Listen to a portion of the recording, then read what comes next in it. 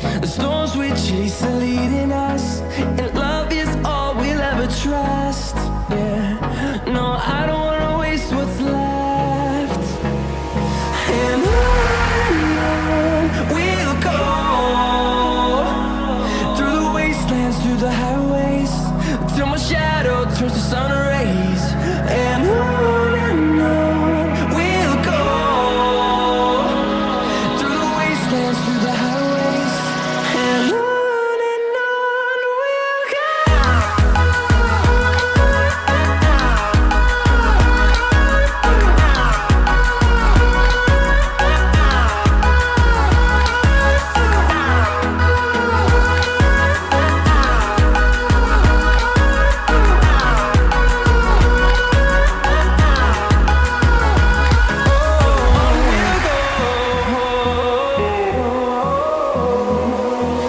Finding life.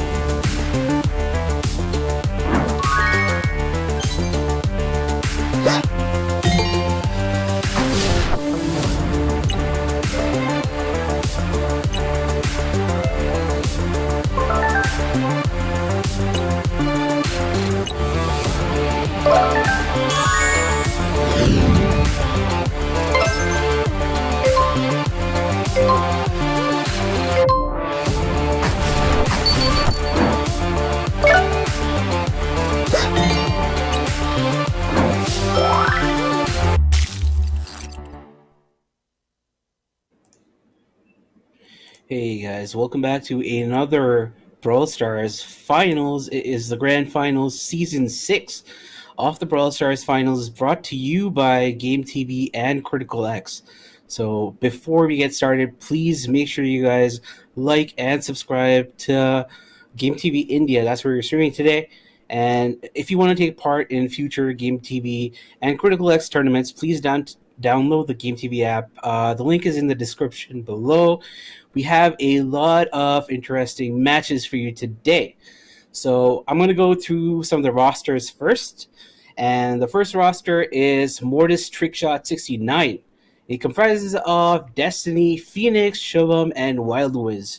We know all these names, very, very popular people in the semi-pro and pro community. They have won tournaments in the past. They are amazing contenders, and they are here to play. The second team is DOGE Gang. It comprises of Ash King, Fahim, Dhruv, and GCE Magma. And they are also quite the star-studded cast. You know them from ladder, you know them from tournaments. And we are going to be moving on very quickly to our third team. Team C is Talking Fruits. It comprises of Certain Clash, QuietLemon, and Swanky Ninja, along with Sheriff Surya bringing out the fourth person. I don't think there's much to say about this team except for the fact that we have Certain Clash, arguably one of the best Indian players of all time. He has won monthly finals in the SESA region as well. We have QuietLemon, also a monthly finalist many times over, Swanky Ninja as well, and Surya. And the final team is Team D. Its name is Alam. It comprises of Ronald, Nia, and AlanOp. These guys have been playing a lot of ladder. I've seen them scrimming a lot, and I know that they're here, they're hungry, and they're going to be trying to take out some of these important and big teams today. The first semifinals is going to be between, I believe, Mortis Trickshot 69 and Doge Gang, and semifinal B is going to be between Talking Fruits and Alam. So this tournament is slightly different. You guys are used to seeing best of 3 in the old format of Brawl Stars esports, but as we do in a lot of tournaments, tournament organizers want to embrace the future, and the future is power matches. So we have a lot of power matches today. It's going to be best of 3 sets, and each set is going to be a best of 3 power match. For semifinals, we have Heist, Bridge Too Far, Gem Grab, Double Swoosh, and Knockout. It's going to be on Belle's Rock, I believe. And for the second runner-up and the finals matches, we have Bounty Layer Kick, Hot Zone Parallel Plays, and Knockout on Goldarm Gulch. So, like I said, it's going to be best of 3 power matches and best of 3 sets. And we're going to have them coming thick and fast because teams can't really dilly-dally between the games in a set. And power matches are going to be quite interesting because it's going to come down to draft, and there are certain picks that are very important in certain maps, so we are going to see some really interesting matches. Who are you guys expecting to win everything today? Let me know in the comments and in the stream chat. Who do you expect to win? Who are you guys supporting? Is it going to be... I feel like a lot of people are going to say Talking Fruits, and I think that Mortis Trickshot is probably going to get like the second most number of votes. So really excited about this. I want to know what you guys think. I want to know what sort of domination, what would be the score line that you guys kind of expect today? Well, let me know. And I think we are going to be... It's going to be Mortis Trickshot 69 versus Doge Gang. And the first map is Bridge Too Far. Unfortunately, because of restrictions, I guess, right now, we can't really spectate the draft of a power match. So the best we can do is kind of guesstimate what they're going to be going for these power matches. You guys know that I am not a very competitive player myself. I used to be, but not anymore. And the first match is going to be Bridge Too Far. Very long-range map. You might see Belle's being banned, Byron, maybe some Piper, Brock, Nani. So usually, I usually you don't see this map that much, but I believe that it is in the World Finals map pool. Not World Finals, but the BSC 2022 map pool. So it's good to see that we have it here, and all the maps today are in the World BSC 2022 map pool, so it's going to be quite interesting to see what sort of plays we're going to be seeing today. This is going to be a good run-up to the monthly qualifiers, which is going to happen in a few weeks, and I believe in 2 weeks or maybe a week we have... 2 weeks, yeah. We have the qualifiers, the first qualifiers... Not qualifiers, the first... challenge, the 15-win challenge, and then we have the qualifiers the week after, followed by the SESA monthly finals. So it's a lot to get used to. 54 brawlers now, and draft just has the one ban.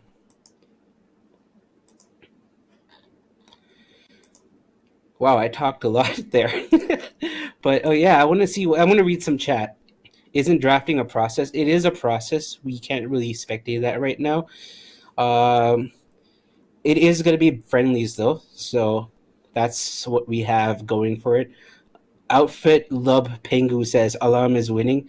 We see a lot of Alan fans. I support Ronaldo. Again, that's another Alan. Wow, a lot of Alan fans today in the stream. Let's go, Panda. Thank you, Naveen. Thank you for joining the stream. Mr. B Brawl Stars, he just said it is power match format. Yes, it is power match format.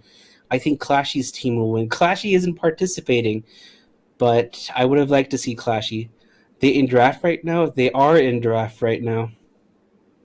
Epic first map? Yeah.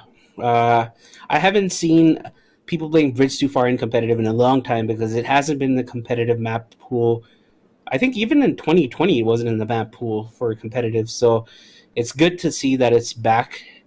Very long range meta.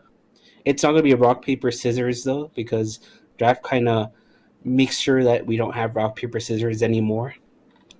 Also, big shout out to Critical X and Game TV for making these amazing new assets for the stream, and you guys are going to be seeing it very soon. And I think I'm pretty happy about it. I think you guys are going to be happy. Why do I spin on ladder? I spin on ladder when I make mistakes. I don't spin otherwise. Let's see what chat says. Clashy Knob didn't make it. Hey, there are a lot of difficult matchups, and sometimes you just have a bad day. I believe Clashy's whole team was sick with like the flu or Omicron, so that's probably a big contributing factor because like I'm assuming if you're sick, you can't really play as well as you probably think you can. What's up, Panda? I'm pretty good. How are you? Yo, Panda. Whoa. Hey, what's up, Ronald? Panda Power, says Shran. Okay, we are going to go into our first game now. And it is Bridge Too Far. We do see Belle not banned. It looks like Piper isn't banned either. We see a Daryl from Magma, and a Meg coming out from Ash King Destinee with a curveball spike. It's going to have a very easy lane against Ash King, but he has to ensure that he doesn't keep Magnus getting a kill onto the Colette there. Magnus getting a lot of damage, 25% left on the safe for the blue team, and SHUBHAM gets a good pick off on Fahim, going and getting 8% left on the safe. Colette getting a super on the safe that does so much damage, and we see they do have complete map control right now. We do see that domination coming in from Mortis, Trickshot 69, and Pocket Fruits are on the back foot. They did get a good 25% off of Magma's initial first push. Magma rolling in on the Destinee. Destinee with a life plant. Doesn't survive though. Magma getting some more damage off on the save. 41% left. 41% damage done onto their save.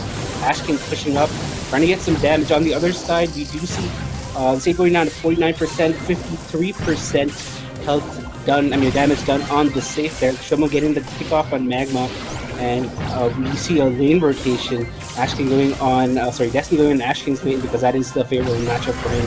And Magnus going in on SHUBHAM, not able to find the kill, so he gets a drop on him. Wildwiz does get a super off on the safe, and it is a 26% game on the 30% game on the safe right now. Another super coming in from Wildwiz. He also gets a drop off on Ash King. SHUBHAM has a damage gear and is proccing it. Getting a lot of damage on the save. 1% left on the save. It looks like a very difficult save to come back from. I would almost write it off, but you never know with these teams. Fahim does try to get some damage done and doesn't get the kill on Wildwiz, but that is game number 1. We are going to be swiftly going on to game number 2. The first game goes firmly with the Mortis trick shots. We are now in game number 2. So blue team, which is Mortis trick shot 69, did get the first win quite comfortably, I might say. They had about a 50% they had 50% advantage on the safe. They got the safe down completely. Destinee having a really difficult time against Magnus. Magnus going on the spike lane is very difficult, especially as a tank. Voice crack there at 30. You'd love to see it. SHUBHAM getting some shots off on the safe, making sure that Fahim can't really defend his lane, because if he is that close, the bounce shots from Belle actually do some damage. Fahim getting the kill on SHUBHAM, and Ash King also winning his lane. Destinee does put down the stick around on Fahim and pushes him and forces him to use the super there. Magnus trying to dodge the curveball spike, not able to dodge it reliably, so actually he does take quite a bit of damage and has to move back. Wildwiz very low, has to move back, does try to take down Ash King. He gets 3 shots off on Ash King. Ash King does pop his gadget and is surviving for some time. They do finally have the lead, Doge Gang, and we see that a push is coming in from Destinee. Destinee does get taken out by Magnus. Magnus has a super. He is looking with the intention to get it on SHUBHAM. He does get the kill on SHUBHAM there, but gets taken out. Wildwiz, I feel like they aren't spectating.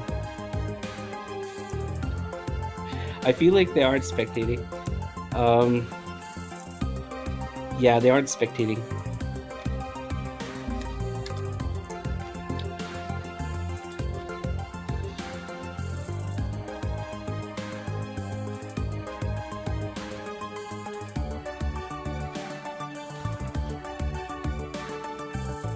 I'm sorry, guys. They aren't spectating the match. I believe there are some technical issues, but I was talking for the whole time, and I guess you guys couldn't see the match. But it looks like the first set goes to Mortis Trick Shot 69.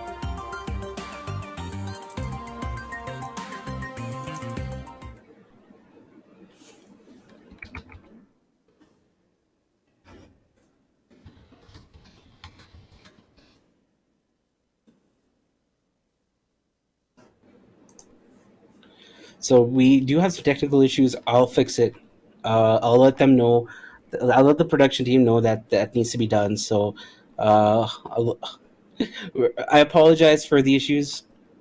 I don't actually handle the production myself, but I have let the production team know that they need to be on the case where they need to spectate. And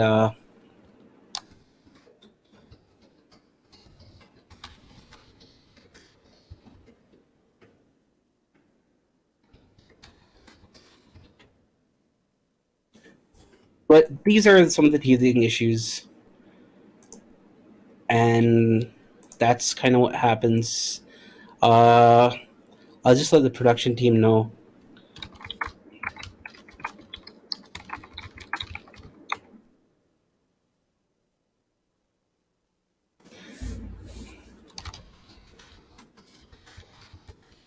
Okay, we are going to be going to set number 2. The set number 2 is going to be Jam Grab Double Swoosh, and I apologize for some of the issues that we had with production right now, and it happens, I guess. Also, like, the game sound is too loud, right?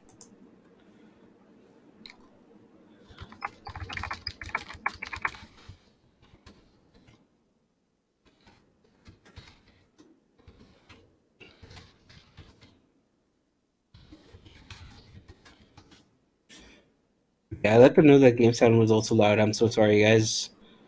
I go specking game. There isn't any point to spectating game because they aren't playing the games right now. I apologize. There seems to be some issues, but we are ironing it out. It is a new production, so it's going to take some time. Also, this is the first match with first tournament that we've had in India with power matches being a mainstay. So I guess you guys need to be slightly more aware that this is something new and that you will face issues. And I apologize that this is happening, but we will get there.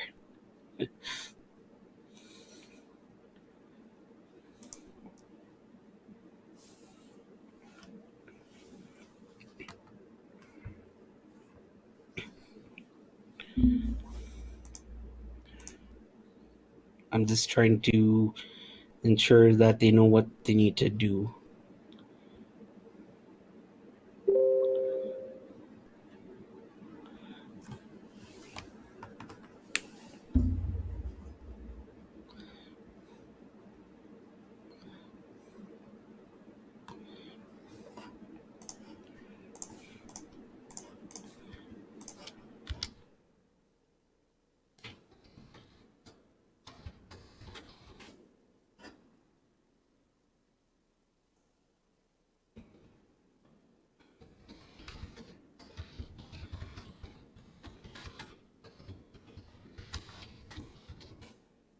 I've let them know that that's what they need to do.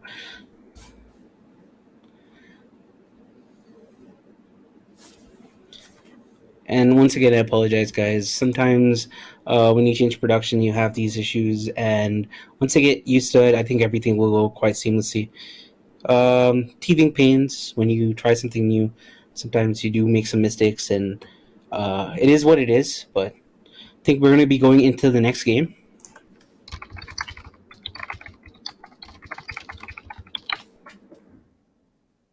Next game is going to be Double Swoosh. They have finished the draft, and hopefully production does get the games now. Wildwiz getting the drop on Magma, but I don't think production has changed screens.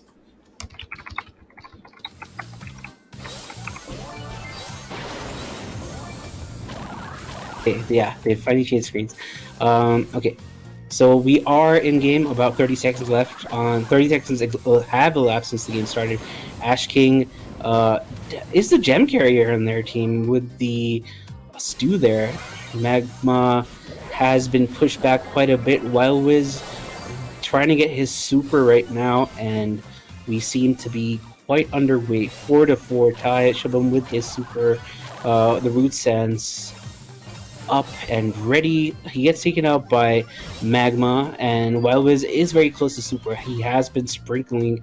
Magic Hand should be coming down very soon. He gets a full hit on Magnus, and he does have a super now.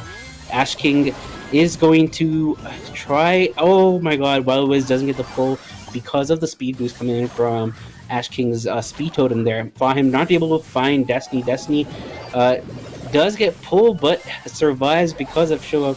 Magma is trying to go for the kill. He gets a double kill on both Destinee and Wildwiz. He does have 6 gems on his person, and Ash King with his super able to make sure that he's able to defend his teammates there. Magma is so low, he does get taken out because of the sprinkles from the Gene. Magic Hand is there from Wildwiz. He's not able to find that pull that he's looking for, but they do manage to get that reset. Fahim going to pick up the gems, and it starts the gem count for them. That being said, 50 seconds left on the clock. They do have the ability to tie it all up because of the fact that one more gem is going to spawn. Magnus needs to get control of this area, otherwise it's going to reset, and we do get the reset. It is tied at 10 gems apiece at this point in time. Ash King does have a super, but it's not really a consequential super to have. Wildwiz does have a super as well. Magic Hand ready, and he's trying to look for a pull onto Magnus. He does save the pull though. Ash King going in for the kill on Destinee.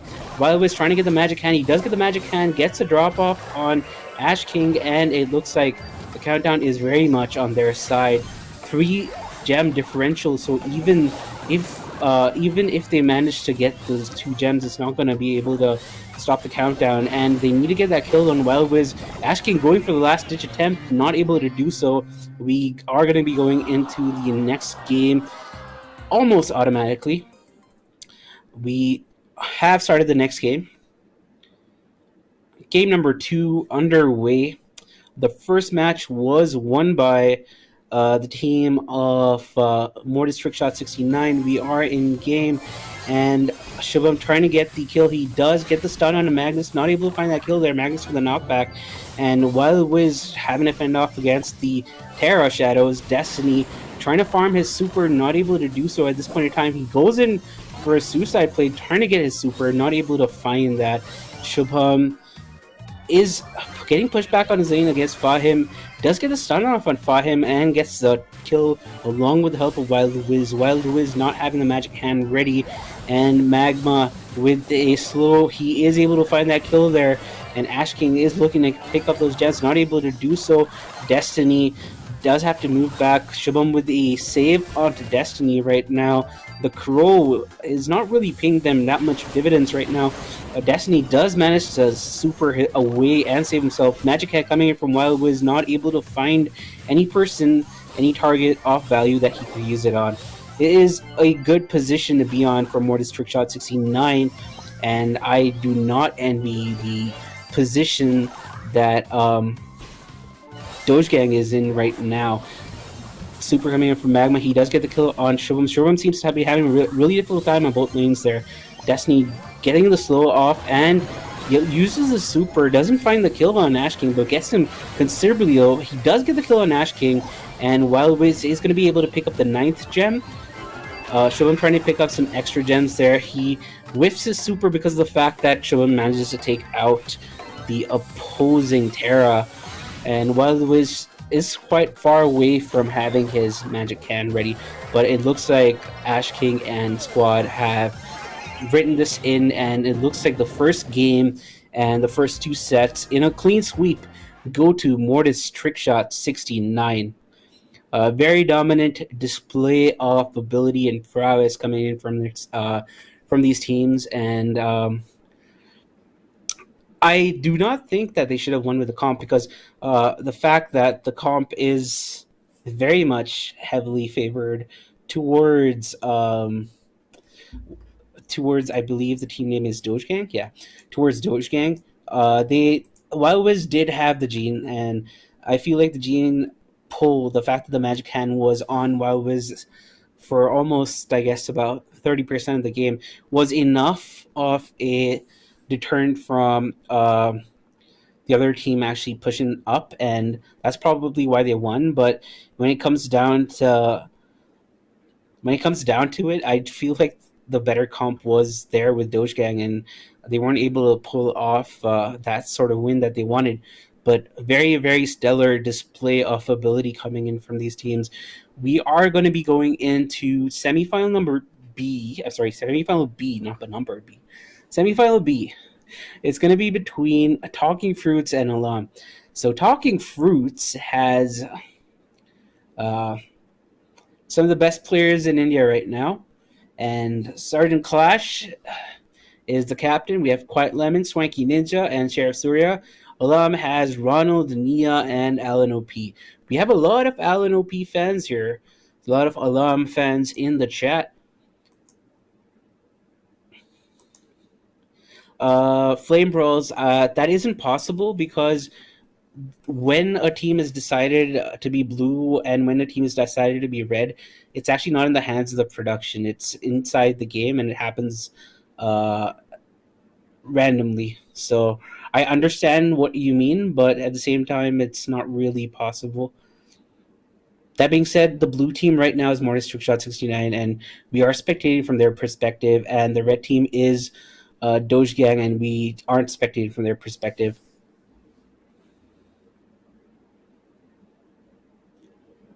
So I understand your concern, but I feel like there shouldn't really be a concern there, because of the fact that the blue team was on the blue side and the red team was on the red side. Okay, ban him because for spinning. I don't know. That's up to the individual or tournament organizer. You have to talk to the admins about that. But I believe that it's not going to matter, because of the fact that when it came down to the actual play, they managed to completely dominate the other side, and it wasn't really toxic. It was at the end of the game. They spun in response to the other team spinning. Okay, so semifinal B, it's going to be, again, Heist versus Too Far, followed by Gem Grab, Double Swoosh, and Knockout on Belle's Rock. I want to see Knockout, and I feel like Knockout in competitive is very exciting. A lot of stuff happens, especially on Goldarm Gulch. I guess even Belle's Rock. I think both these maps are really fun for spectating in Knockout. Is the in-game sound fine for you guys? Yeah, Magic Hand brings a lot of pressure for the opponents, I agree.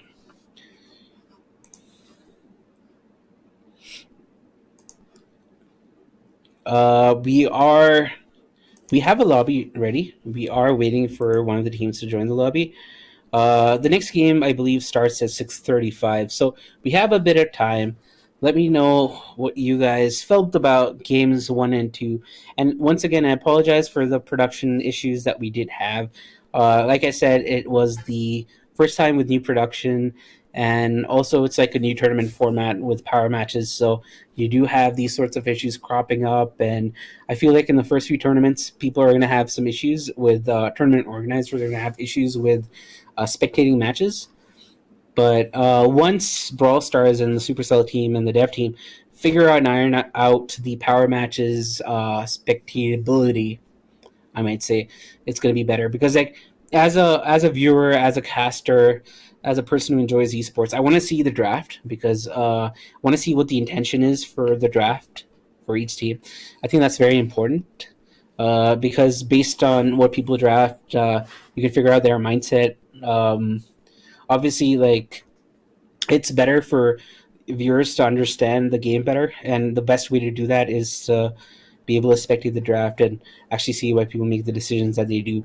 For example, this double swoosh game, lots of questionable decisions with brawlers, and we don't exactly know what it was, and we don't know the bans because we can't spectate it, but it is what it is.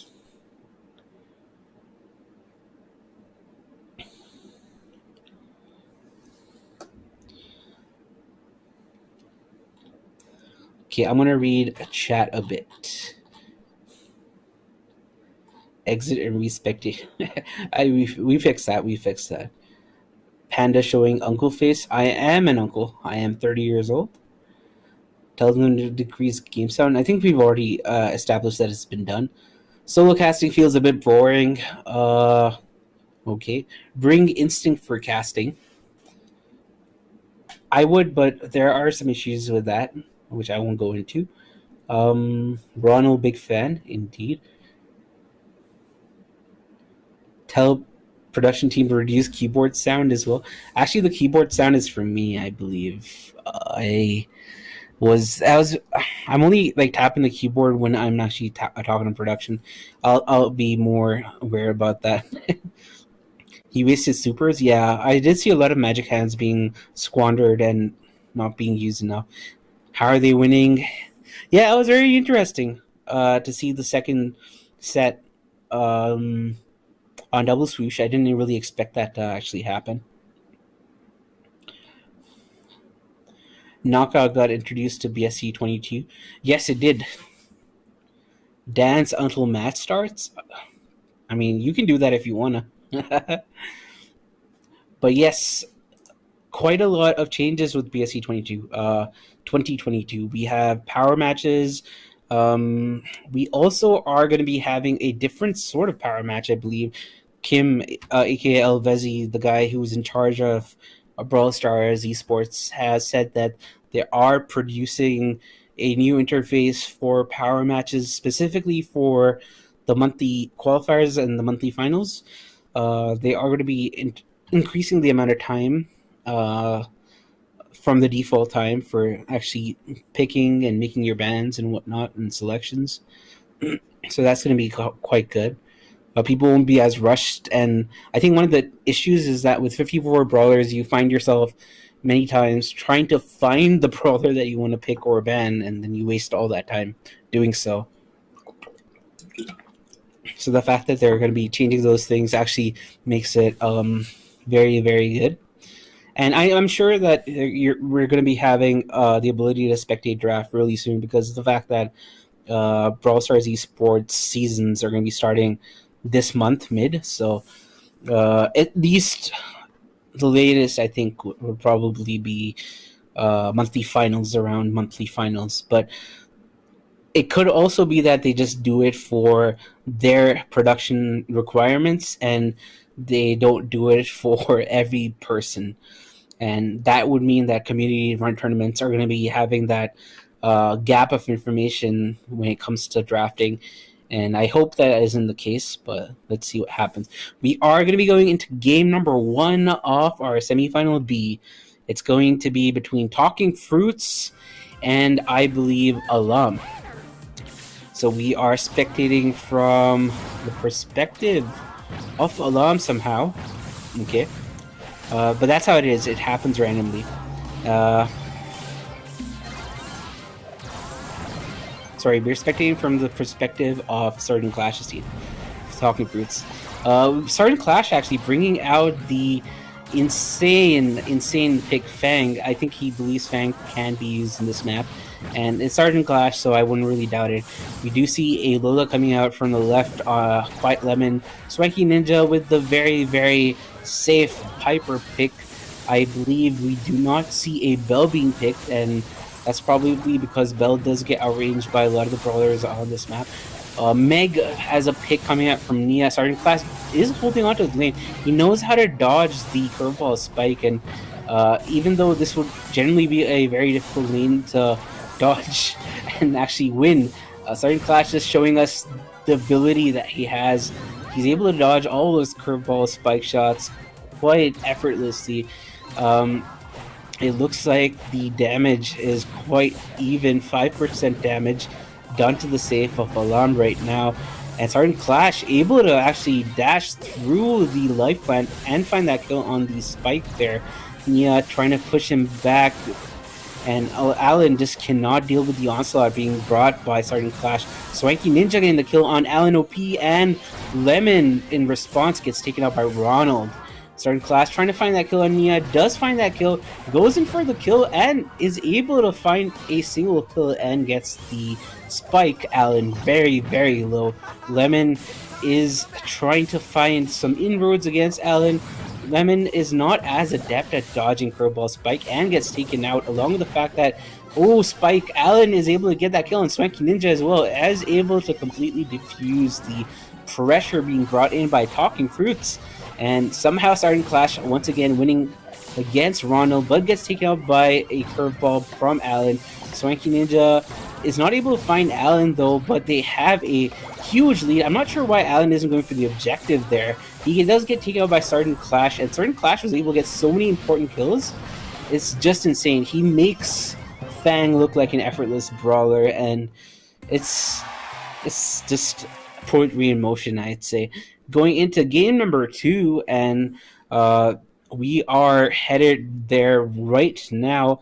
Same matchups as mentioned earlier, and we see Swanky Ninja in the mid, Sergeant Clash taking the lane against Ronald there. I would say that he should probably go for the lane against Alec because he knows how to dodge curveball spike quite deliberately and very, very comfortably.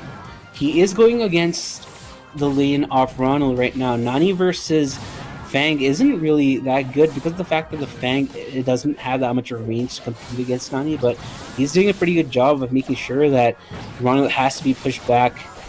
And Nia has pushed back Swanky Ninja, trying to make some inroads there. QuietLemon is holding down his lane on lockdown. His super, his ego gets taken out. And now he is trying to find a kill on Alan. Alan drops to the life plant just to be ordered to stay alive. Lemon gets the kill out on the life plant, but heals up Alan in the process. Managing to find the kill is Swanky Ninja. And Swanky gets taken out by Ronald because of the peep coming in. Gadget being employed on the ego by QuietLemon, trying to find some damage on the safe, and they do have a 11% lead right now. Swanky Ninja going in for the kill on Ronald, not able to find it. They are in a very good spot right now. Starting Clash is very low. He's not going to be able to go on it to anybody, but he does find that kill on Ronald, and that's going to make that push very, very important. Nia has to push up right now to relieve and diffuse some of the pressure, not able to do so. Starting Clash gets a kill onto Nia and has a super ready, so even if the life plant comes out by Alan, Sergeant Clash can just go through that life plant and without any concern. He gets a kill onto Alan, and that trade is something that he's going to take 10 out of 10 times because of the fact that he doesn't do as much damage to the safe, but he just has so much pressure against Alan. He has the ability to lane. Just look at him dodging curveball spikes left and right like it's nobody's business. Swanky with an auto-aim super, managing to survive somehow. Lemon is pushing up against Nia, and it looks like there is a huge deficit in terms of damage that Alam has to actually deal with, but it doesn't look like they're going to be able to do so. Ronald gets killed with Swanky, but 9 seconds left in the clock. It's not going to change anything, and it looks like Talking Fruits take the first game and the first set. That was a lot to unpack. I would say that usually you wouldn't have a Fang as the star player, but certain Clash bringing out all the stops, he's showing us why he is considered one of the best Indian players in the region. Not just ISC, which is the Indian subcontinent, but also CESA. Swanky Ninja and QuietLemon rounding out the team. It's not that they aren't good players themselves. They were able to hold on to lane and help each other in the mid and the lane all the time. They were able to help clean up each other's pinches and pushes. So it's not that it's just a Sergeant Clash solo effort. The whole team actually did really well. But I have to say that it's usually Spike Curveball is a very safe pick against people on ladder or on a power league or club league. But if you know how to dodge the curveballs, it's just very difficult to actually come back from that. And that's exactly what happened with Alan. He just wasn't able to make those inroads that he's looking for. Anyway, we are going to be going into set number 2. It's going to be on Gem Grab Double Swoosh. And guys, for now, let me know what you guys think actually happened in the first set. I think that was complete domination. I really like the games. You saw a lot of the display of skill coming in from all the team members of Talking Fruits. It's not to say that the team of Alum weren't good. They were just not as mechanically skilled or didn't have that game sense that Talking Fruits had presented to us today. So I think they have a lot to work on, but that being said, they shouldn't be disheartened because it wasn't a complete lockdown. They still had defended their position quite well. And this, I feel like long range maps, especially the ones like Bridge Too Far, do bring out the disparity between the levels of skills of teams. So if you aren't as skilled, if you aren't as mechanically gifted, especially on this map, it's going to be very hard to actually pull out those wins there, which you may want to get. Chat kind of dead? Yeah, chat is very dead. Why is this lagging 2 minutes behind? It's for production. Screen do be shaken? I don't know. But yeah, the 2-minute delay is because of production. I believe they intentionally put a 2-minute delay so that they can edit stuff and everything. And I think that's okay. At the end of the day, you want to have like a very clean production, and I know that we did have some issues at the start. Yeah, the stream isn't lagging per se; it is time delay. So the reason it's time delayed is because of the fact that sometimes you need to add a little bit of extra buffer space. But I guess that inadvertently makes people actually jump from the stream and actually watch the games in game. But I think that in terms of enriching your experience, I'm here as a caster, so please don't leave me. Sargent is top 5 best players of all of CESA and ANZ. I agree. His team is like the most cracked team in CESA right now. They have Coup d'Ace, Response, Sergeant Clash, and the other really cracked team is Instinct, Orca, and CZK. We have other teams as well, but like these 2 teams are definitely clear and above like the rest. And I think it's not even close, like in terms of like if you think about mechanical ability of Response, Coop may not have as much mechanical like prowess right now, but like it's very easy to get that back up considering the fact that he was mechanically super insane. Spike would always go on Sergeant's lane because of the fact that Spike is like the only reliable counter that they had to Fang moving up. Why are semis having best of 3?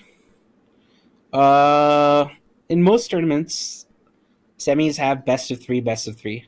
Some tournaments, I believe in Queso, playoffs have best of 5 best of 3 for semis.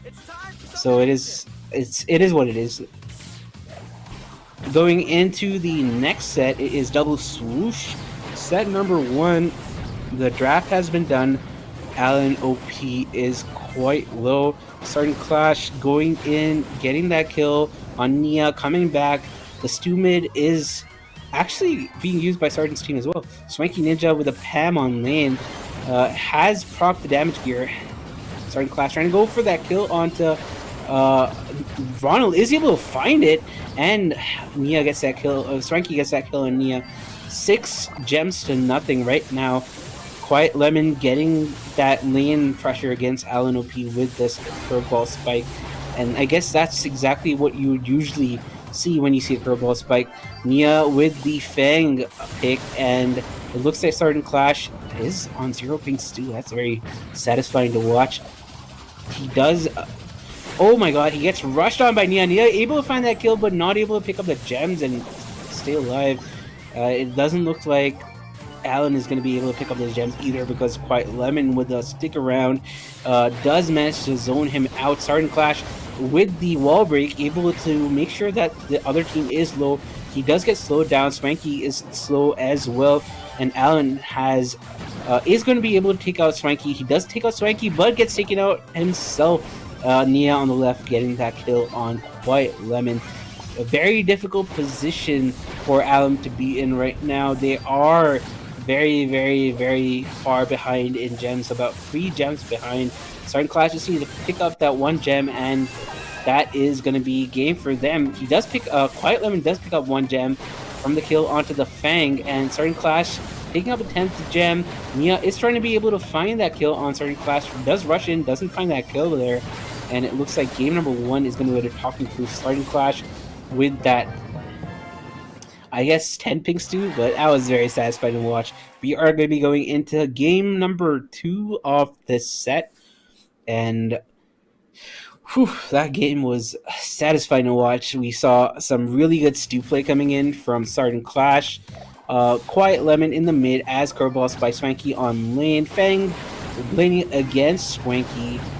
Sergeant is trying to find that kill on Alan. He does find that kill on Alan, along with the help from the pinch from QuietLemon. He does break the mid wall. That gives more leverage and more vantage points for the curveballs to actually do more damage, because of the fact that they spread out in a huge distance, and they don't have that wall to actually impede their trajectory. So that was a very good wall break coming in. I know it's just a wall break. I feel like it was a very good wall break. It gives his team a whole lot of value.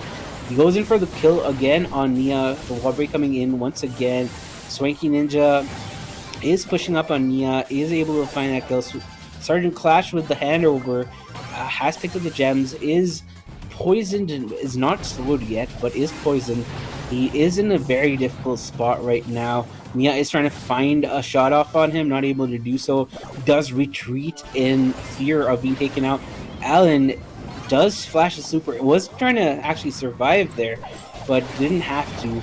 Sergeant Clash being taken out by Nia. Nia able to get those important kills, but nobody actually there to capitalize on that sort of pressure that Nia presented. And now it looks like they have had a slight reset. Sergeant Clash doesn't have gems, so he can afford to be very, very aggressive right now. He does get double gems from the opposing team, and it looks like Ronald is quite happy with the situation at hand. Sergeant Clash once again going in the kill on Alan. He gets that kill with the help of Swanky, actually. Swanky getting the kill with the assist from Sergeant Clash, and it looks like, whoa, insane kills coming in from Nia. He wasn't able to pick up those gems. That was such a good reset, but that was very, very unfortunate situation to be in. I'm pretty sure he's very tilted about that. That was a very insane kill, but he just couldn't pick up those gems. It feels very bad. And it looks like this set also is a clean sweep for Talking Fruits. So semifinals 1 and semifinals 2 have gone in 4 games each, because it is best of 3, and we have our finalists and runner-ups.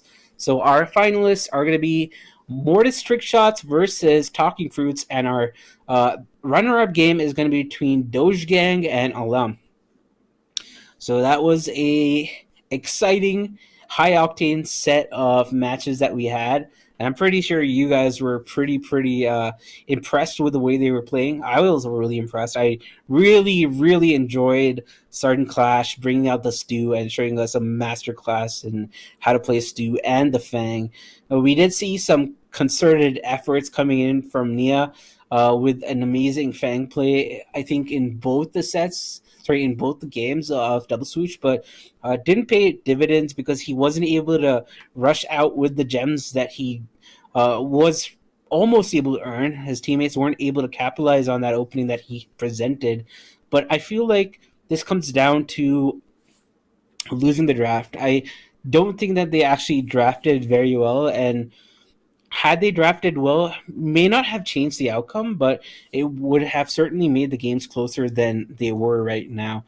And guys, please let me know in the chat what you guys felt about those games. That Stu Zero Ping was just so. Uh, it was just so satisfying to watch.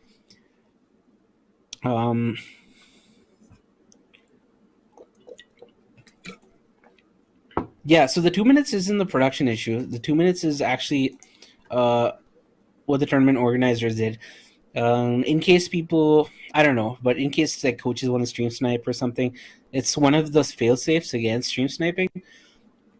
In tournaments like battle royale tournaments, like Fortnite and PUBG, etc., you do have cases where coaches sometimes are actually watching streams, and if it's like without any delay, the coaches can actually direct their teammates, their players, into advantageous positions that actually give them an unfair advantage. So people have been banned from games and whole competitive seasons for that. And that's why we have also ensured there is a 2 minute delay when it comes to spectating matches and actually the stream and everything. Yes, we have finished semifinals number 1, or semifinal A. Semi A was won by Mortis Trickshot. They won it in straight games and straight sets. And semifinal B was won by Talking Fruits, who also won it in straight sets and straight matches. But now we are going to be going into the second runner-up final. It's going to be between Doge Gang and Alam. Doge Gang has Ash King, Fahim, Dhruv, and Magma, and Alam has Ronald, Nia, and AlanOp. The maps this time around are going to be different. So the first one is going to be Bounty, Layer Cake. The second map is going to be in Hot Zone, Parallel Plays, and the third map is Knockout, Goldarm, Gulch. Quite the different setup of matches. Bounty, as we know, it's a 2 minute flat timer. Winner takes all there. Hot Zone, Parallel Plays, very interesting map. It usually comes down to the 51%, 50% play. A lot of it is about control, and it's about winning at least a few percentage on your enemy's side off the Hot Zone. Layer Cake is very cagey. You have a lot of walls, a lot of grass, very thrower friendly, and it's also very Mortis friendly. So we are going to see probably definitely some ground bans, but probably some tick bans as well. Maybe the odd Mortis ban. We might see some people running some very tanky comps, because sometimes tanky comps do work. Followed by Parallel Plays. Like I said, the map is quite interesting, where you have the hot zones on opposing sides of the map. Let me see. Yeah. On the opposing sides of the map, and you see a lot of Stu, Leon, the occasional Mortis, Sandy, Terra, the usual really good meta picks. And the final map is going to be on Knockout, Goldarm, Gulch. It would be interesting to see a set 3, but let's see what happens.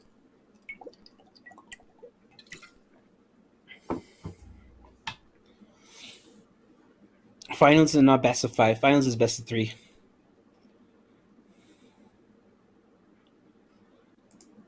I'm not sitting.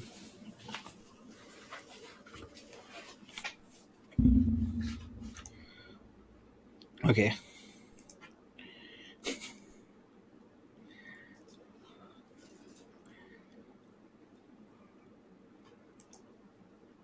Yeah, so guys, if you haven't already, please like the stream and subscribe to Game TV India. Hit that bell icon, because you will be notified about other tournaments that they are live streaming, and you guys can participate in the stream chat. And if you guys want to participate in upcoming Brawl Stars tournaments, do join the Game TV. Do join the Game TV Guild that they have on the Game TV app, and download the app. You can download the app by hitting the link in the description. And if you can, follow the MTV India on Instagram, on Facebook, and join their Discord server. Their Discord server is the one-stop place that you need to have all the information about tournaments that they have. So please do so. It's very important that you guys join the Game TV Guild and Discord server and follow them on Instagram and Facebook. I know it's a lot to ask, but it would be great if you guys could do that. But yes, to take part in our upcoming tournaments, click here to register. There's a link in the chat, so click the link in the chat and you guys will be registered. You guys will be available to register, I guess. You wish to see aggro plays? I also wish to see aggro plays.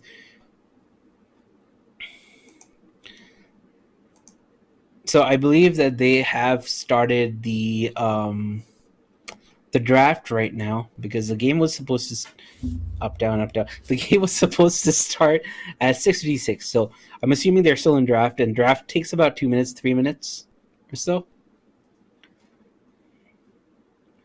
I do want to see some aggro brawlers. Like I said, it is going to be on Layer Cake right now. Layer Cake Bounty. The teams, as I said before, were Doge Gang versus AlanOp. Doge Gang is comprised of Ash King, Fahim, Dhruv, and Magma. AlanOp comprises of Nia and AlanOp.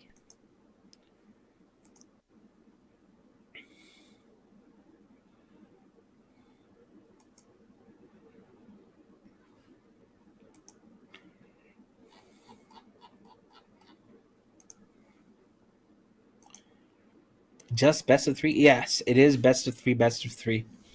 Like I said, it is the first tournament that we are doing, which it has the power match format.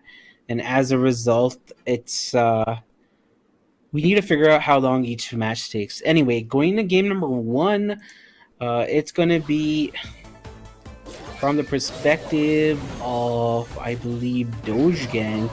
Magnus bringing out the Daryl, Fahim with the Gene, and Ash King on the M's versus a Tig Buzz and Surge. Alan already has a super. I guess it would make sense that he gets a super quite often, considering the fact that he is up against tanks, and tanks are kind of, well, tanky, so you get your super very fast. The first kill on both sides, the blue star with Ash King, and Ash King is very, very low.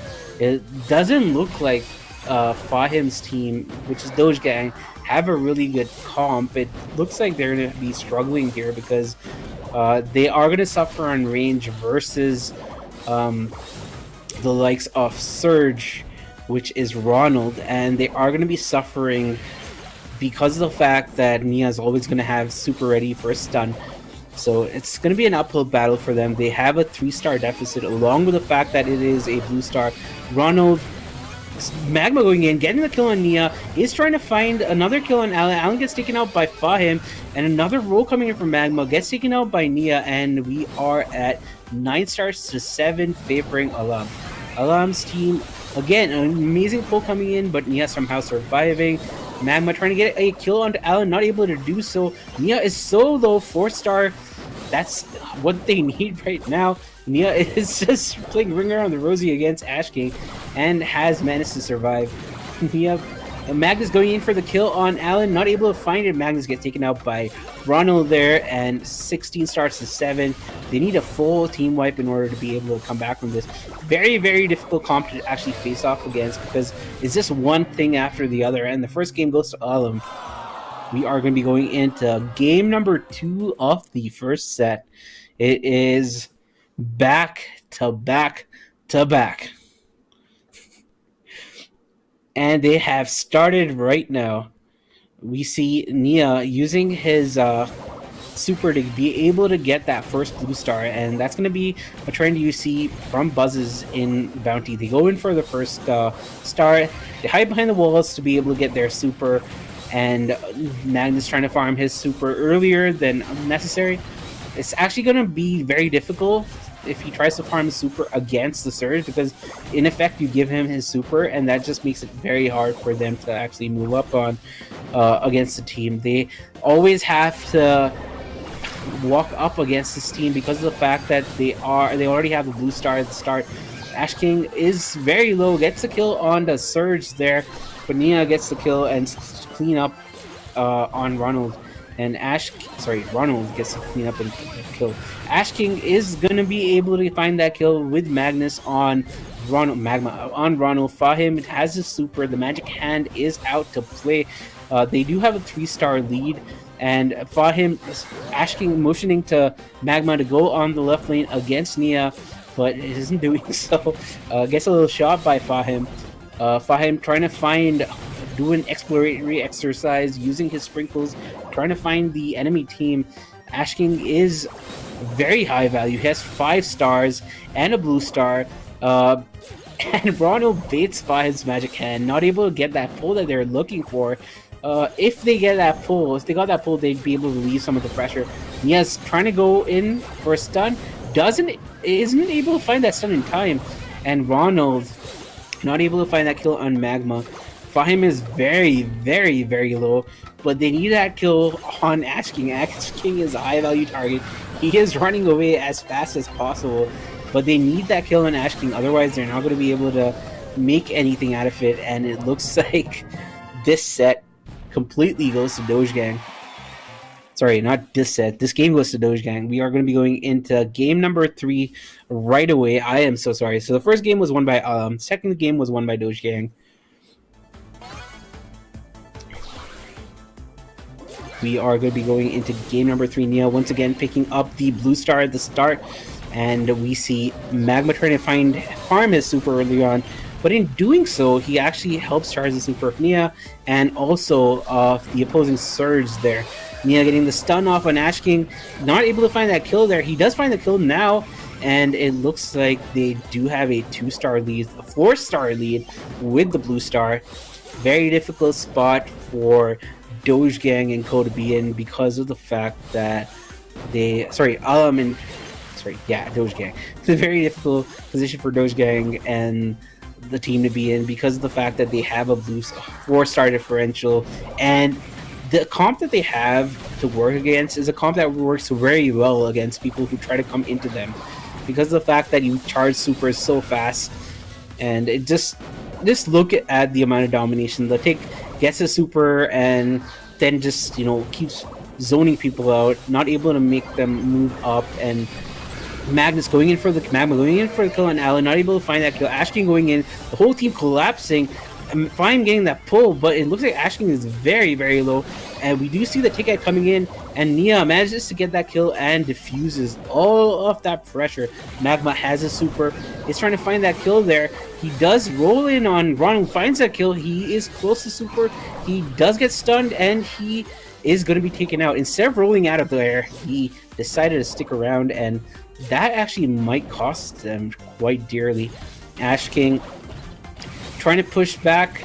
Magma is going to be pushed back because of the take head, and he does have a super magic hand coming in from Fahim, getting a pull on Nia, getting that kill there along with a blue star, and it's going to give them that sort of pressure that they want. 4 seconds left, they need to get a kill, otherwise this is going all the way to the next set. So we see Doge Gang taking set number 1 against Alone. That was quite the high octane gameplay.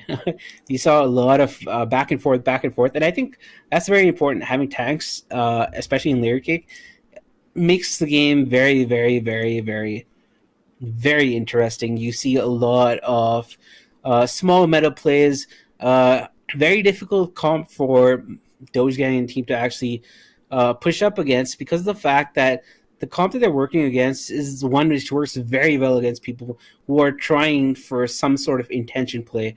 And that's kind of why it was so hard for them to actually come back against that sort of comp. But the thing is, with Daryl's shield right now, that shield does 80% damage reduction, and that just allows Daryl to actually have so much more presence and bring so much value to any team that it is drafted to. and that's exactly what Magma did. He was able to jump in, roll in, and provide so much of a distraction. He ate up so much of the ammo of the opposing team, and that just allowed his teammates to actually complement him and go in and get those important kills and get out of there. But they were in some sticky situations in game number 3. We did see situations where Magma did try rolling in, did get a few kills, but wasn't able to roll out in time. Actually committed instead of rolling out. I think was probably afraid that he'd waste super instead of actually surviving. So I think that sort of game sense will obviously come with time and with more preparedness when it comes to competitive play. Anyway, we are going to be moving into the next set. It's going to be parallel plays, a hot zone map. I guess all you guys probably know this from. It's not in Power League anymore, but it was in the Power League rotation in the past. Parallel plays, a very interesting map. Like I said, the hot zones are on the opposing sides, diagonally opposite to each other, and you do have a lot of grassy areas. You do have some open areas, so you have a good mix in terms of the draft capabilities that the brawlers that you can bring into the draft, and I think that it provides a very, very interesting and exciting combination of brawlers that you could see.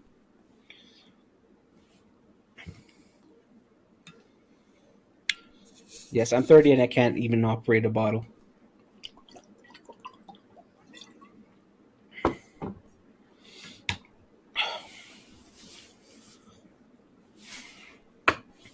Anyway, so let's read the chat. Happy birthday, Sam. Is it Sam's birthday? I don't think it's Sam's birthday. Sam's birthday was a few days ago, a week ago, I think. Zolex is very tense about these games.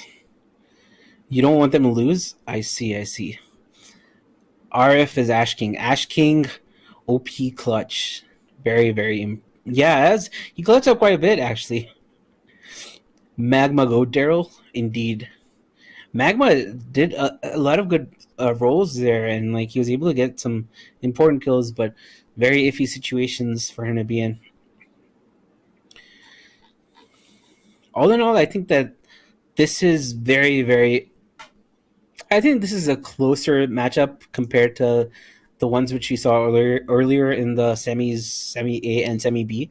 These matchups today, right now for the runners-up, seem quite even. You see teams who have similar competitive prowess, similar game sense, similar mechanical ability. You won't see situations like this I think both teams, if they go up against Talking Fruits, would have the mechanical difference. Anyway, going into game number 1 of the second set, we are in parallel plays.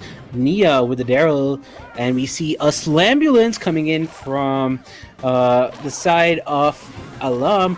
Fahim with a very good pick against Slambulance right now. They actually gave Ash King the Grom pick. It's going to be they've been outcomped very, very hard. But it could be anybody's game. This is Hot Zone. This map requires a lot of pressure when it comes to both defensive and offensive capabilities, and tanks along with the heal from Poco do present that capability. Alan getting taken out by Magnus there, and we do see Nia also being taken out.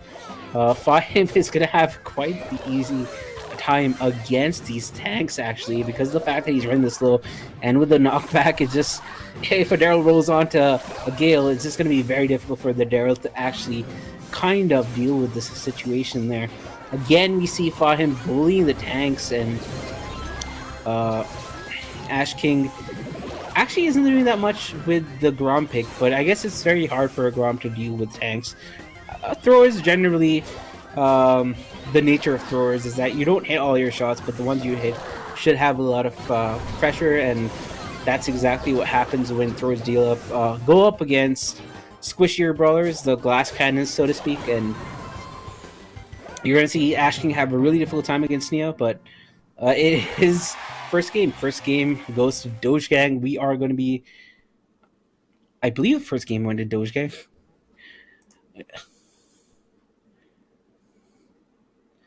Okay, we are going to be going to set number 2. Set number 2 has, it was Doge Gang. So set number 2 has the same setup. Doge Gang really outcomped in the draft. They really outdid themselves in the draft against AlanOp, and AlanOp seemed just a very difficult position to be in. It is laughably comical at how bad the comp diff is right now, and I would actually be very surprised if Alan were able to win this, considering all the situations that they're in right now. They do look like they have their right lane down in luck, and Nia is trying to get at least a little bit of possession of the hot zone. Somehow Alan does go in, but doesn't find that kill on Magnus, and that's going to be very difficult for Alan to actually deal with, because of the fact that Magnus has a super, and that was a very unnecessary play coming in from Alan, and I think that is what cost him the game. Nia is getting wombo comboed with the gadget coming in, the whirlwind coming in from Fahim, and it looks like this game is also unlocked for Doge Gang right now.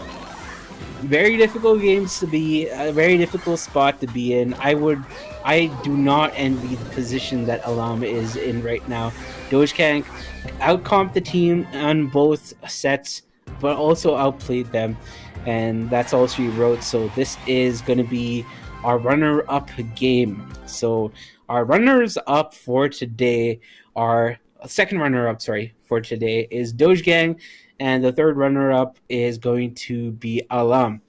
So we're going to take a short break and come back to the next and final fixture.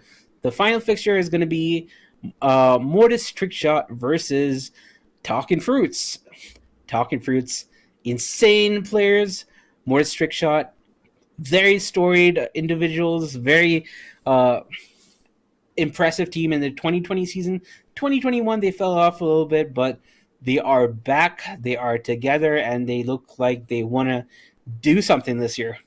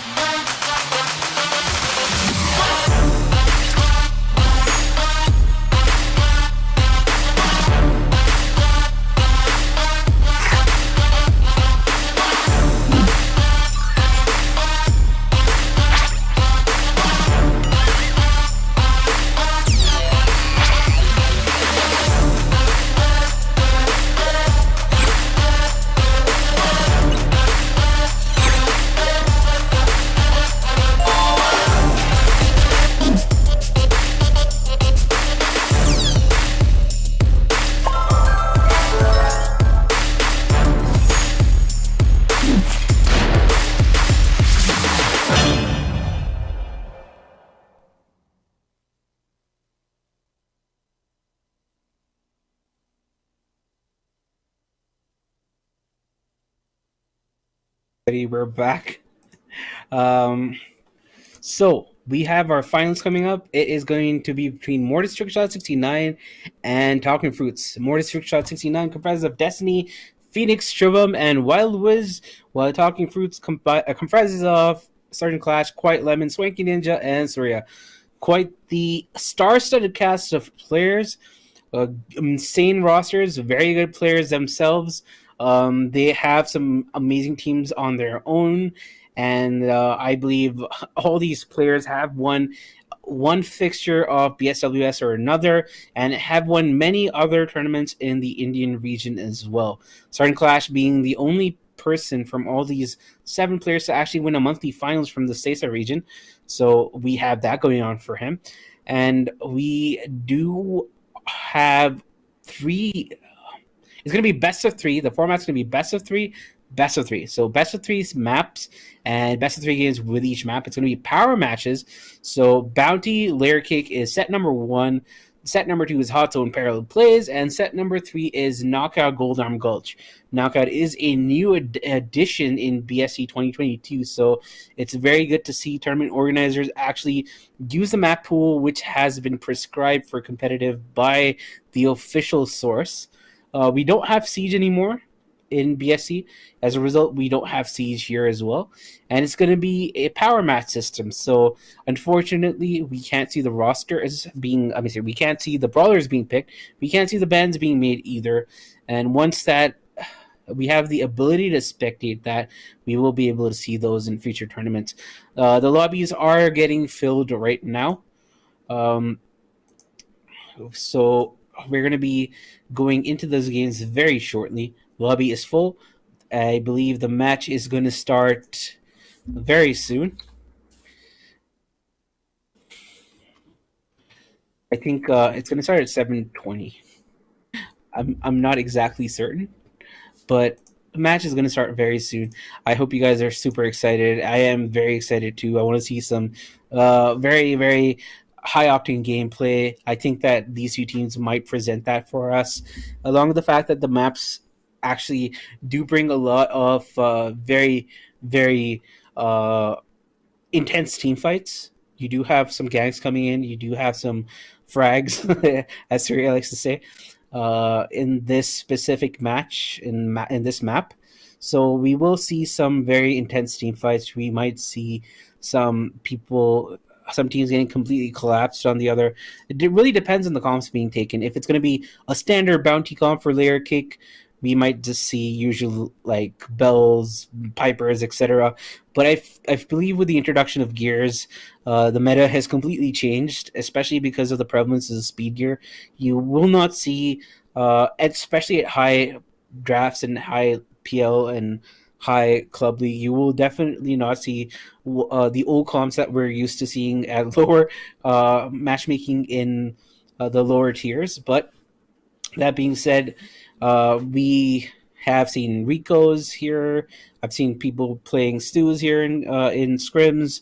I think that we could see anything right now. I think that the meta hasn't completely solidified right now as far as competitive is concerned. We have 54 brawlers as well, so lots and lots of variance in comps and decision making.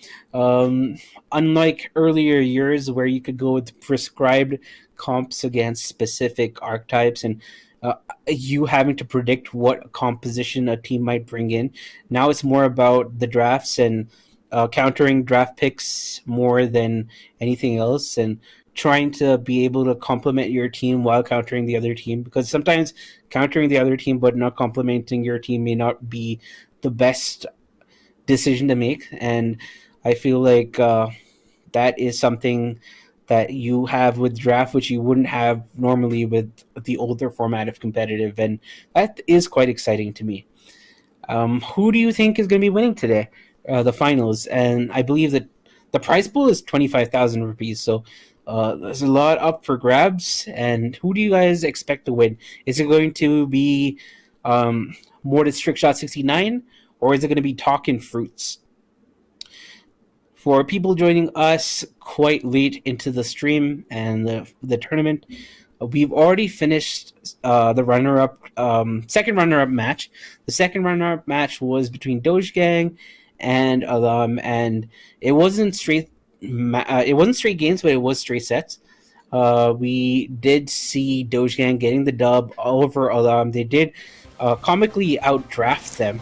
We are going to be going into the first game of the final match. It's going to be the grand finals. Wildwiz with the pick of the Gene. They have the Gene pick, and Rosa versus Certain Clash actually on the Shelly. Certain Clash on the Shelly versus with QuietLemon on, I believe it is a Ruffs and a Leon. So quite the weird comps coming in. Certain Clash running the Shelly just to be able to counter SHUBHAM's Rosa. Very good magic hand coming in from Wildwiz, getting the drop off on Swanky Ninja. Wildwiz finding the kill on Certain Clash, and they have a 7-star lead along with a blue star. And it looks like right now Talking Fruits actually is in a very difficult position because Shelly isn't really played as an aggressively placed brawler. Usually Shelly is in a position where she is used as a defensive brawler, so I think they probably expected that they would get the early lead and then would play with them actually moving into Mortis Trickshot actually moving into Talking Fruits, but that doesn't seem to be the case. But Certain Clash gets the Shell Shock and is trying to find that kill, and Wildwiz not able to do so. Certain Clash once again getting super, is able to find that kill on SHUBHAM finally. 5-star differential in the star count right now. 20 seconds left in the clock. It's all or nothing. They need to get at least 2 kills, otherwise they aren't going to be able to find anything. Certain Clash gets those 2 kills, has the blue star, and he walks out in Certain Clash fashion. Magic Hand is with Wildwiz. They just need 1 kill right now in order to be able to come back from this, but it doesn't look like they're in that position. And somehow Certain Clash, with one of the worst picks of brawlers, was able to find that insane play and was able to kill both the Jean and the Rosa. It wasn't a solo effort, but he was able to pressure them back enough that they were able to find that and collapse on the team and find that kill. Usually, I think people would write those teams off. Like, it's like already done. Like, once you Certain Clash pop in the gadget, able to find that kill using clay pigeons, able to find that kill and get the blue star, and is now tormenting Destinee. They do have a blue star lead right now. Because of the kill on Certain Clash, they have a blue star lead, Mortis Trickshot 69. Certain Clash in a difficult position against Rosa. He is trying to find his super, gets his super. Wildwiz has a magic hand. Again, it is a very bad situation for Talking Fruits to be in. The comp that they're running isn't, I think, really ideal. Swanky Ninja has his super. He does pop the lollipop drop, gives him a little bit of position to work with. Certain Clash pops a clay pigeon and gets his shell shock there. They are able to find that kill onto SHUBHAM, and they do have a 1-star lead. Now it's a very fortuitous position for them to be in. 1 minute left on the clock with a 1-star lead and a differential there. Able to find that kill once again by an amazing pull by Wildwiz and Swanky Ninja. Certain Clash getting a double kill there, and somehow they are able to retain their position and get their 2-star lead along with a blue star for Mortis trick shots. Swanky Ninja trying to sneak up on the Wildwiz, not able to find that kill there. Wildwiz is trying to sprinkle Swanky to get that kill, but he is very low, manages to survive less than 100 HP on the clock. 25 seconds left in this game. Certain Clash trying to find that kill there, not able to find it. 4-star differential. Even if they get that kill on SHUBHAM, it's not going to be enough, but SHUBHAM managing to get that kill on a Lemon because of the damage gear, and it looks like they need 6 stars to be able to tie this one up. They need to get a team wipe in order to actually tie this one up. Swanky Ninja going for the kill on the Wildwiz, finding that kill, but it is a little too late. We are going to be going to game number 3 of set number 1. That was an insane display of skill coming in from all of these teams. You see a lot of very good pulls coming in from from Wildwiz finding the magic hand onto people. You wouldn't think he would be able to do because of the fact he has a lot of these max range pulls. It gives his team a lot of control. Sergeant Clash again going in a very aggressive position, not actually electing to use the super. Wildwiz not able to find that kill there, but gets taken out by QuietLemon. We see a very difficult position. SHUBHAM's in, he gets taken out, and a 2-star lead with Talking Fruits. Sergeant Clash picking up the doggy treat, being put down by QuietLemon. SHUBHAM going for the Wildwiz going for the max range magic hand, not able to find that pull there, and that's gonna cost his team quite dearly. They have to play into Sergeant Clash, and that's a very difficult position to be in because of the fack that he does have the Shell Shock Super. He does trade with SHUBHAM, and it is still a 2-star lead with the blue star for Talking Fruits. Sergeant Clash once again does have a super. Destinee is probing the grass. Sergeant Clash once again Shell Shock, Clay Pigeons, and he's trying to be able to be a huge nuisance for the enemy team.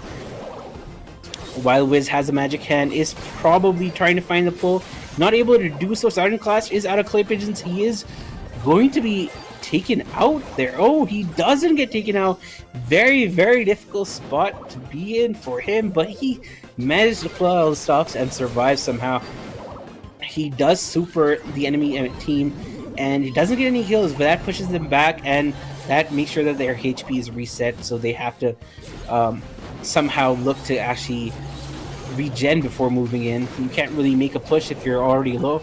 And SHUBHAM gets taken out by Swanky Ninja. Sergeant Clash, I don't think people know how awful Shelly is, but Sergeant Clash is making Shelly look like it's completely broken with a lot of spins there, but it looks like it's like a one-man team.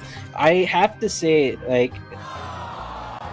it was very much a huge solo effort coming in from Sergeant Clash. He just completely dominated the competition. It wasn't even close. Like, he used his Shell Shock to slow down the opposing team. He was very aggro. He made sure that, like, at every single point the enemy team is pushed back, and it just looked like he was playing against amateurs. But you have to keep in mind that Destinee's team, which is Mortis Trickshot 69, actually did clean sweep the opposing side. So it isn't that this team is something that shouldn't be, feared or something. They are actually really good, and it's just very insane the way Sergeant Clash was playing the Shelly. You usually do not see somebody with so much of domination, especially on a brawler like that in this specific map, in competitive at all. And I thought it was a horrible pick, but he makes it look OP. I wouldn't be surprised to see Indians running Shelly and Layer Cake now. that was very, very, very, very, very dominating. Anyway, we are going to be going into set number 2. Set number 2 is parallel plays. We have seen some comical outcomes coming in from the previous fixture. But even if you see weird comps coming in from Talking Fruits, you can't write them off because of the fact that it all comes down to mechanical ability, game sense, and I think right now it's very obvious which team is dominating in terms of understanding the game, and because like it wasn't that they were outcomped by Talking Fruits. It was just pure game sense that they just weren't able to make any kind of concerted effort against that team.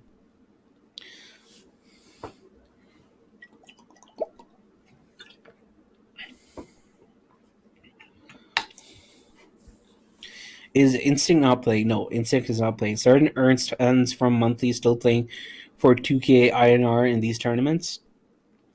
For certain, I don't think it's a question of money. I think it's more of a question of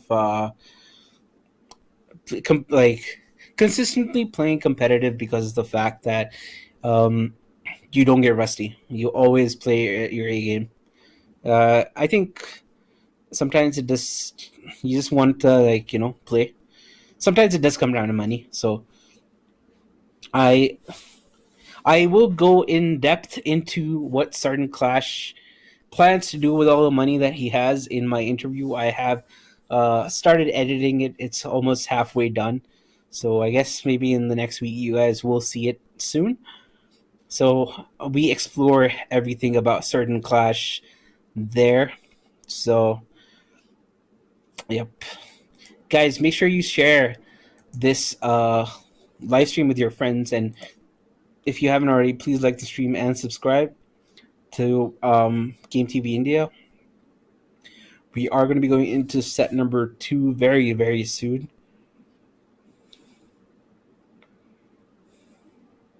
I believe that they're drafting.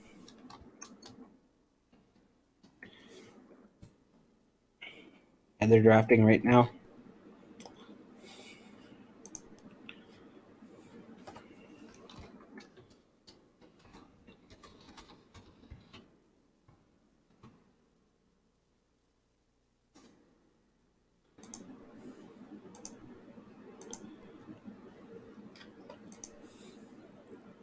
It's a new meta. It's the certain Clash meta, I believe. Anyway, we are going to be going into set number 2. Set number 2 is Hot Zone Parallel Plays. We will see Daryl's, Leon's, Gale's, Grom's, Belle's. I think a lot of different brawler options go on this map. It really comes down to the order in which you draft and what you want to counter and what you want to actually deal with and what you don't want to deal with. So it really comes down to that. And anything goes, actually. That's how draft is. You wouldn't usually see a Shelly being drafted.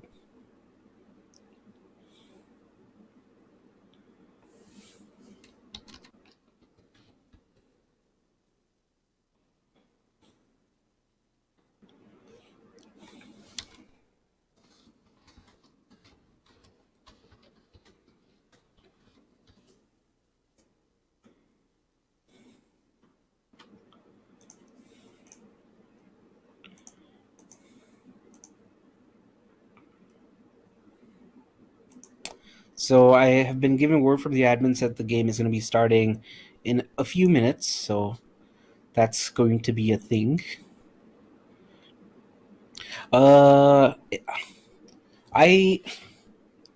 This isn't something that is coming from me, but I guess I've been reading in like various chats that the previous seasons of CRX, you had the freedom of choosing your comps prior, in the sense that you didn't have to choose comps based on draft, so you could pick whatever you wanted. So you had like oftentimes people running troll comps like triple thrower or whatever, but I think there is a specific feeling of it being unexpected which made it work. But with draft, the problem is that even if somebody tries to go with a trolley comp, you already know what's coming and you can counter it. So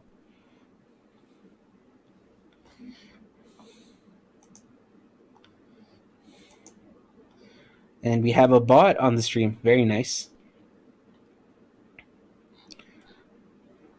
Good beard there, Panda. Thank you. Thank you very much. I appreciate it. I spent a lot of time growing my beard.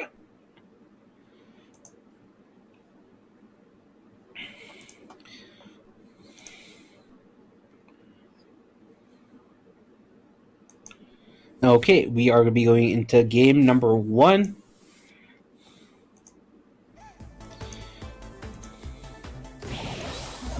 Game number 1 is with QuietLemon on the Terra, Swanky Ninja on the oh, okay.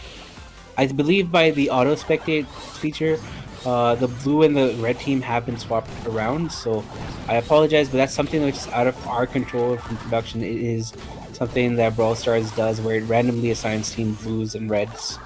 So I apologize for that. So anyway, Swanky Ninja with the magic hand, they do have an early lead, but they starting Clash, it looks like, had some possession of the red hot zone, the hot zone on the opposing side. Talking Fruits in a very advantageous spot. They have 53% possession. Magic hand coming in from Swanky, getting the kill on SHUBHAM there, and it looks like Sudden Clash finding that kill onto Phoenix. Honestly, those angles are really hard to hit as a Sprout, and he just has their number. He knows exactly what to do. Sudden Clash also using his gadget to recycle his super once again, and it looks like a very difficult spot for Wildwiz to be in. Wildwiz not able to actually move up against the combined efforts of the M's and the combined effort of the Terra and the Gene there. And Swanky Ninja is getting tapped by SHUBHAM a little bit. He does have his magic hand, so that's going to be coming into handy at some point against the other team, but it looks like 76% to 60% on the hot zone possession there. SHUBHAM is going to be in a very difficult spot, is very low, gets taken out by Sudden Clash, and on the other side, Wildwiz gets the drop on Swanky. Wildwiz placing the super down for a little bit of possession and control of the area, positioning and control of the area. Wildwiz also trying to lane Lemon, but it's going to be very difficult for him to do anything about it. Lemon is going to be taken out by Wildwiz, and Phoenix is quite low. SHUBHAM tries to heal him, but Phoenix just gets taken out by Sudden Clash right before. But the red zone possession is 11% to Talking Fruit 78, so 27 seconds left on the clock. It's going to go down to mathematical ability, actually. After a certain point, even if you have complete control of the zone, you will not get any more points to make up that differential, and it looks like it's going to be that situation now. QuietLemon able to actually get that hot zone control, and it looks like the first game actually goes to Talking Fruits. It looked very sketchy for a second there. It looked like Mortis Trickshot 69 had control off that hot zone, and it looked like they were going to be hiding over. I mean, they were going to be winning that specific game, but somehow they were able to pull out all the shots and were able to pull out all the stops, and they were able to actually win that first game. Swanky Ninja once again trying to find his super there. This is the first time I believe Talking Fruits have actually dropped a game. Very, very dominating. Sorry, they won that game. Very dumb. It just felt like they didn't win, even though they won. Anyway, so if Talking Fruits wins this game, they win the grand finals. They actually win the big prize pool tag, and it looks like Phoenix gets taken out by Swanky Ninja and Sudden Clash. On the other side of things, SHUBHAM has complete control of the hot zone, and very, very tight game, so to speak. Missed magic hand coming from Swanky. Swanky still able to find that trade on the SHUBHAM, and that's very, very important. If SHUBHAM stayed alive, they would have been able to have possession of the opposing hot zone for a longer period of time, but not able to do so. Wildwiz does drop his super, trying to be able to lane Lemon a bit better, and the Shadow is going to be able to eat one of the shots off Wildwiz's ammo. So it's going to be quite difficult. 50% to 49%. Very huge magic hand coming from Swanky Ninja. Able to find that kill onto Phoenix, and that's going to be a very, very important play coming in. And it looks like it's going to... double gravity from the Terra that QuietLemon, getting the kill onto Phoenix and also getting the kill onto SHUBHAM there. That's going to be game-changing, 70% to 56%. Sudden Clash is also with the wall up. It's going to be very difficult for Wildwiz. He manages to hit a shot on Wildwiz in a very awkward position. Swanky Ninja is trying to find that kill onto Phoenix, able to do so because of the knockback. The lamp blowout gave him that little bit of HP that he needed in order to survive and tank that shot. Sudden Clash once again with a hedge and with a little spin there. All they need to do right now is just control that side. Sudden Clash able to find a shot. Magic hand coming in from Swanky Ninja, able to find that kill, but gets taken out by Wildwiz. Gravity coming in from QuietLemon and finding the kill onto Wildwiz, and Phoenix gets taken out once again. A lot of things happening in this hot zone match. SHUBHAM not able to find that kill using the super there, and it looks like we're down on our last 20 seconds. Even mathematically, even if they gave up the hot zone completely, they would have lost this game, and it looks like this game goes completely to Talking Fruits, and Talking Fruits has swept 1-2 sets and 1-2 games of this grand finals. Very, very dominating plays.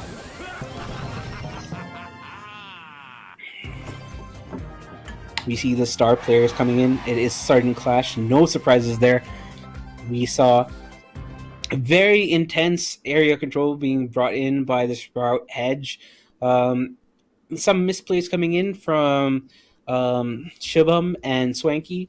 There was one specific interaction where if SHUBHAM managed to survive and get that kill onto Swanky, not only would he have wasted Swanky's magic hand, he would have had possession of that area, positioning of that area, and would have been able to help Wildwiz to ensure that his teammate Phoenix was going to get more positioning and more possession of the hot zone. But because that didn't happen, they did manage to fold against Talking Fruits. So your winners for today are Talking Fruits.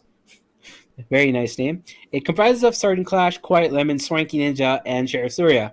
Sheriff Surya obviously being the MVP for the tournament, as he hasn't participated in a single match, but in all seriousness, it probably is Sardine Clash. The runners-up for this tournament are Mortis, Trickshot 69, with Destinee, Phoenix, SHUBHAM, and Wildwiz. The third place team, which is the second runner-up, is Ash King, Fahim, Dhruv, and Magma, and our fourth place team is Ronald, Nia, and AlanOp. I hope you guys had fun with this tournament today. I am PandaCast. Please follow me on Twitter, Instagram, Twitch, etc. Follow me on my YouTube as well. It is PandaBS.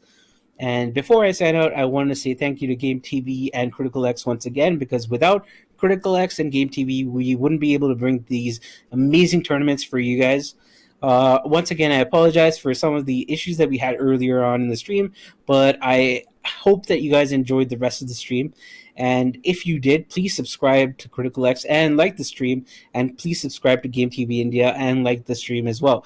And finally, if you want to participate in future tournaments, please join our Discord server. The link is in the description below. I implore you to join so you can participate in future tournaments and be presented as one of the best teams in India for the season.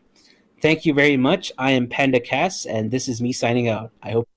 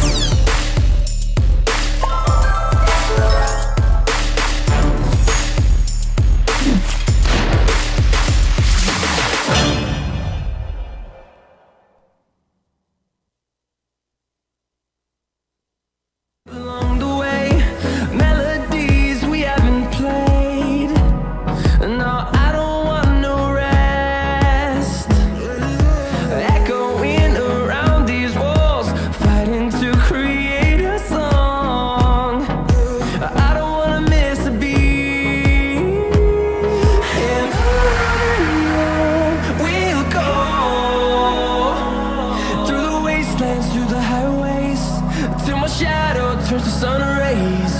And on